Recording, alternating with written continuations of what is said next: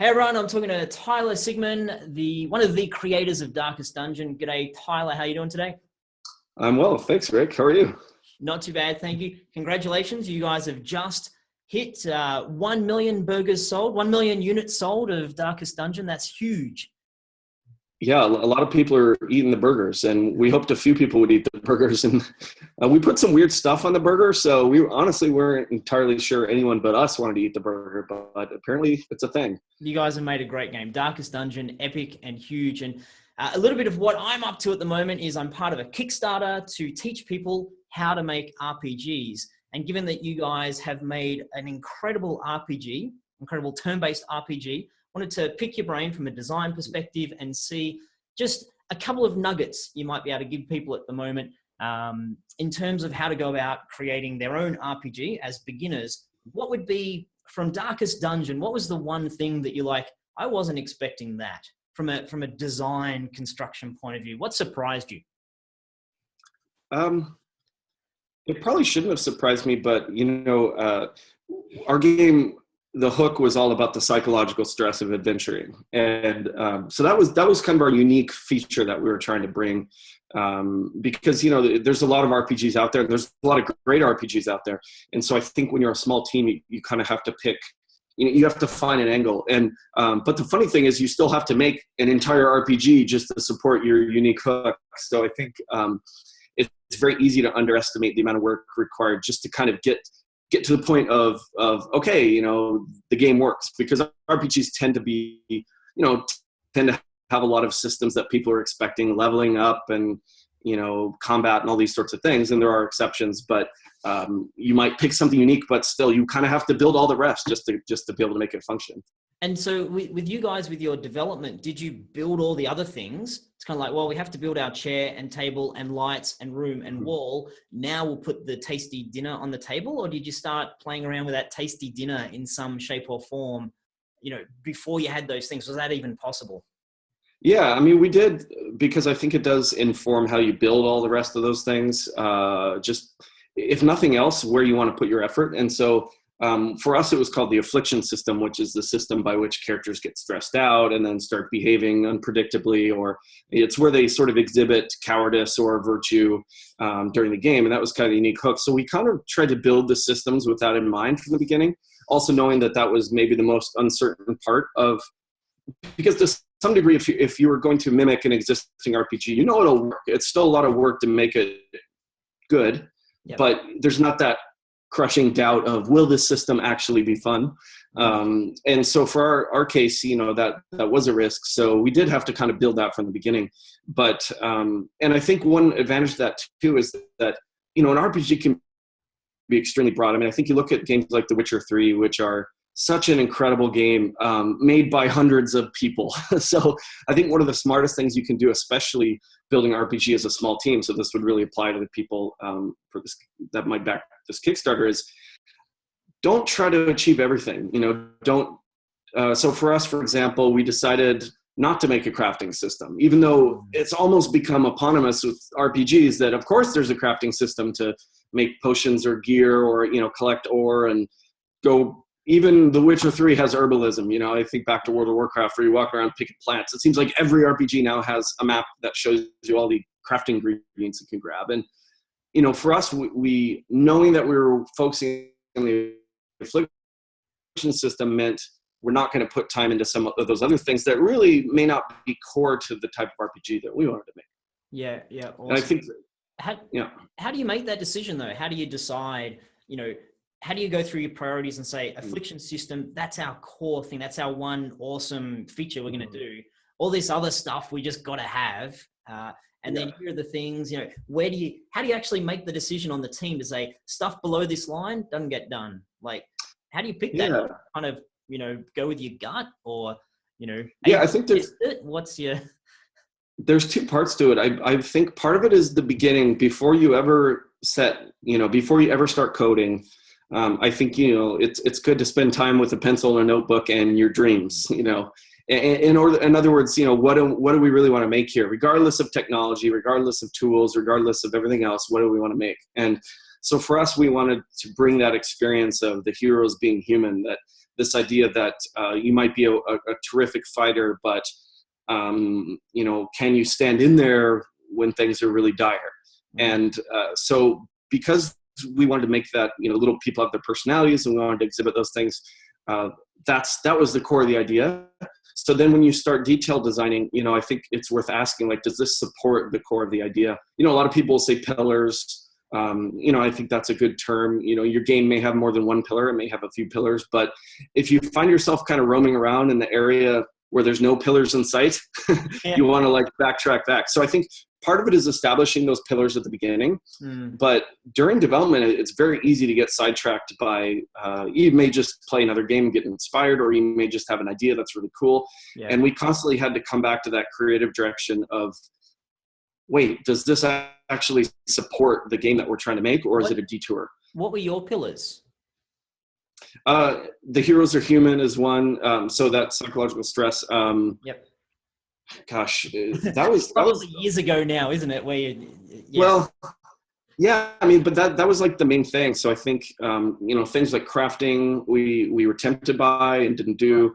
So you had this one core pillar of the characters are human, and then decisions branched from there. Yes, definitely. What go ahead. What did you find was the community reaction to permadeath? Given that your characters are so human and you invest in them and you love them, and then what was the reaction to that? It varies a lot. I mean, some people it's very, very intense for them. But I think that's what makes the game stand out a lot is, so I guess you could say another pillar was the feeling of consequence, that your decisions really matter. And so for us, that influenced our save system and the permadeath and all those sorts of things. And without consequence, we felt that we might lose that emotional engagement. And so we actually want people to have that wide range of experiences where they lose a hero and get so angry, maybe they want to quit the game. I mean, that's not the best, but that means an emotional engagement is as long as they come back. And that's pretty common. Some people get very upset and then actually come back and get even more engaged with the game. Or we want people to mourn the loss of their heroes, or sometimes maybe even just chuckle at the ways in which these little melodramatic lives have played out. So we've had everything from people smashing their keyboards to people sort of, I've seen one of those videos. Yeah. Or people memorializing the life of this fallen hero. And that's wonderful. I mean, that's what we were aiming for. And you know what I love about the game and about how you've gone about designing the game is that in a way is a design risk. It's a risk that you'll alienate players, you'll piss them off. But you guys said to be different, to stand out, we have to take these risks and do something that is, a little bit unusual. And I think you've been rewarded for it. The handful of people that are like, oh, I hate this game is, it's outweighed gigantically by the people that are like, this is awesome. And we made a choice early on to say this isn't a game for everyone. And I think, I feel broadly speaking that you either want to be best in class at making something that will appeal to everyone, or you want to do something different. And when you're a small team, I don't think you can be best in class necessarily with, how you're going to compete with Blizzard or CD Projekt and things like that. And so, that was a conscious choice we made, that this game may be so stressful for some people that they won't enjoy it. And that's why it's kind of a surprise how many people have gone for it, because, I wouldn't say Darkest Dungeon is the most accessible, RPG out there in terms of that. Yeah. What's been because you guys are constantly pumping out DLC and fulfilling Kickstarter promises and adding more stuff. And I've seen your community like, I want this, I want that. What about this? What's been the best community suggested thing that's ended up in your game? That's a good question. It's more like it's just been so many different things. I think because we already had our core systems in place by the time we came to Kickstarter, it's more about the things that needed a bit of salt here, or a bit of spice here, or less spice. It's like lots of user interfaces is always a huge one. I think user interfaces often it's really easy to just do terrible things because you're so used to seeing it every day, and you forget how clunky something is, and then you release it into the wild, and people are confused by what the screen even means. So I think that consistently is one. But we've had, so many different suggestions. I guess it's hard to single out just one. So after all, it becomes like you and the community are one, as opposed to we put it out there and they have great ideas and then we do that. It's just constant discussion. Yeah, constant discussion. I mean, it can always be difficult. The community wasn't there. This can be hard for all projects, but people that maybe weren't there at the very beginning of the project, and they may not know your pillars. So often we get suggestions that are really good, neat suggestions that just aren't a fit for Darkest Dungeon. So that's where you still need to kind of, ultimately you've got to keep your hand on the steering wheel and guide your own project. And there's just a lot of things that can lead you off. So and those are like gut checks sometimes to say, oh, that's a good idea, but doesn't apply to the game. Just in the same way that you might do that with suggestions that started from within the team. Yep. So I'm going to ask you for a trade secret here. Okay. And this is part of, soon I'm going to be teaching a bunch of people the fundamentals of how to design RPGs, and we're going to be making our own RPG. It's going to be a course up on Udemy, all that kind of good stuff. And part of what I'm curious about is your particular strategy, your tool that you use for balancing all of the parameters and numbers and variables and progression and levels and stats. Like, do you have just a gigantic Excel spreadsheet with, codes and programming and stuff? Or do you just have like, this kind of 12 feels like a good number for this? What's your trade secret for balancing all of this? I generally, what I do is I grab the closest dart and then I put some numbers up on the wall, and no, I kid. I do a lot of spreadsheeting, complemented by sort of playtest feedback and some analytics or metrics, but it's pretty easy. So let's see, there's multiple parts, but I think, again, as a small team, maybe the approach might be different than one of a giant team with tons of advanced analytics and minute-by-minute data collection or whatever.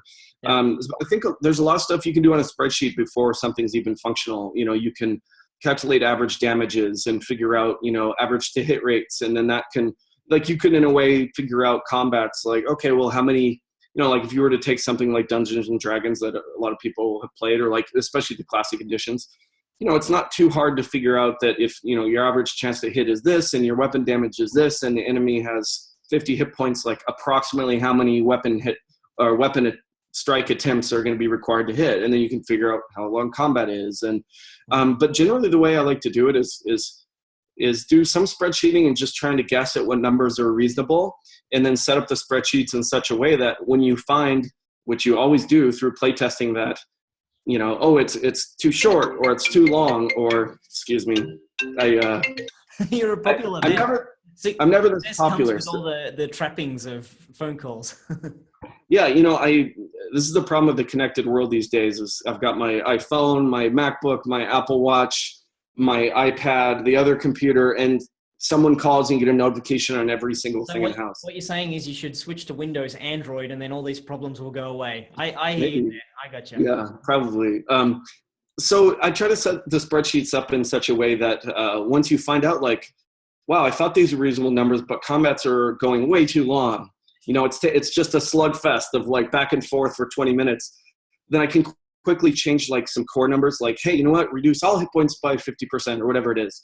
And then, so iteration is really important. The interesting thing is you don't need a lot of advanced math. Like it really isn't something that should be too scary, or statistics for that matter. I think basic averages or weighting factors, or even if you want to, look up some basic stats, it's generally enough to get close. It's not like I'm in there doing integrals and, graduate level math. It's a lot of, and spreadsheets do a lot of the work for you if you know what to do. So, and then we do a little bit of data collection to try to validate, like, okay, how many weeks is it taking for people to finish the game? Because some things, like, it's not too hard to say simulate a combat, but, on a spreadsheet, but, how long does it take to finish Darkest Dungeon is a guess until you actually do it, And so then you can adjust based on, what people are saying. Bosses and things like that, I relied a lot on because there's so many different variables, like which 4 adventures did they take and how did it go. I just relied a lot on lots of different people playing it and just telling me how they felt. Like, oh, you know, I got obliterated every time, or it was a cakewalk. And if everyone's saying it's a cakewalk, you know, generally it's too easy. If you get a lot of varied feedback, then it actually might be in a good spot. One other little trick, I guess it's not a trade secret unique to me, but I've heard it before and used it before, is sometimes, especially when you're experimenting, it's better to make big balance changes than small. Not necessarily when the game's live and all that, but if you know it's too low, go really high and figure out where it's too high. And then you know that the right answer is in between. As opposed to if you always say, oh, it's a little low, and you crank it up 10%. Oh, it's still a little low, and you crank it up 10%. Oh, it's still a little low. That might take forever. But you know, if you can establish those boundaries, I've heard it compared to, I'm not a photographer, but in the old days where you set the camera's settings, or if you're a pro photog, you know, you might bracket the shot because you're not sure which f-stop and aperture is going to be good, but if you bracket it, then you know the answer's somewhere in there. Got it. Cool. So it sounds like if I was to distill that answer, it would be get your numbers, your core numbers, so that there's probability. You've got a feel for it. If you want it to be tough, then you know, maybe a probability of 50% is good, and you just have to figure out what that number is for you. And then a lot of community feedback and a lot of play testing and and spreadsheets. Yeah, I mean, you might say, oh, the average, you know, character chance to hit should be 70%. And then everyone talks to you about how it just feels like they're always missing. And then you realize, okay, well, that's not really a math thing. That's a feel thing. And now I need to maybe raise that up. But I would say I rely a lot on spreadsheets. Yeah. Awesome. Good. Thank you for that. Okay, last question for you. Just general catch-all question. Your advice to anyone who's saying, I want to make an RPG. I'm a beginner. Maybe it's me on my own, or I've got a couple of friends or people I'm working with. What's your advice to someone starting down the path of making an RPG? I think the advice is keep it smaller than you think. And that's not meant to quash any dreams. I think you can still totally dream, but your dream should not be like The Witcher 3, but more. Your dream should be the coolest, innovative, 2D combat, or a really in-depth magic casting system, or, the most immersive dialogue, those sorts of things. Pick one thing that is really your unique hook on it, or feel free to experiment. I think there's still a lot of appetite out there for games that are very much like another game out there, but they just want more of that experience. You could take something like a Zelda or and just try to make a little one for yourself to learn. But especially if it's your first project, don't shoot for the moon yet. Climb Mount Everest before you try the moonshot. Maybe make it down to the shoe store to buy some boots before you try to climb Mount Everest. Yeah, and I think there's lots of room there to make a really tightly focused game centered on something that is very ambitious. Just make something that's an ambitious problem to solve, not something that you need 30 people in 5 years for. Gotcha. So find that unique feature, like you're humanizing your characters, and make that really awesome, and then have the standard other parts, but don't try to be bigger and bigger and bigger. Awesome. Yeah. Super good advice. Love it. And thanks for your time today. Really appreciate it. People can play Darkest Dungeon now on a ton of places, Steam, obviously, and PS, PlayStation 4 and PS Vita. PS4. Soon coming to the Nintendo Wii. No, don't think so. or a Switch, who knows? I mean, I would say other platforms are of high interest to us. Yeah, excellent. Yeah. Cool. Tyler, thanks very much for your time today. And for anyone watching, and if our Kickstarter hasn't ended yet, check out our Kickstarter, come join it. You get a super, super, super low price for a gigantic course. It's going to teach you all about making an RPG in Unity using C#, lots of the technical stuff there. If the Kickstarter's ended, then come along to Udemy. I think it's going to be up there, and check it out there, and come join us on the course. Tyler, thanks for your time today. Lovely talking to you, and congratulations on all the success with Darkest Dungeon. Thanks so much. My pleasure. RPGs are a blast to make. So good luck, everyone.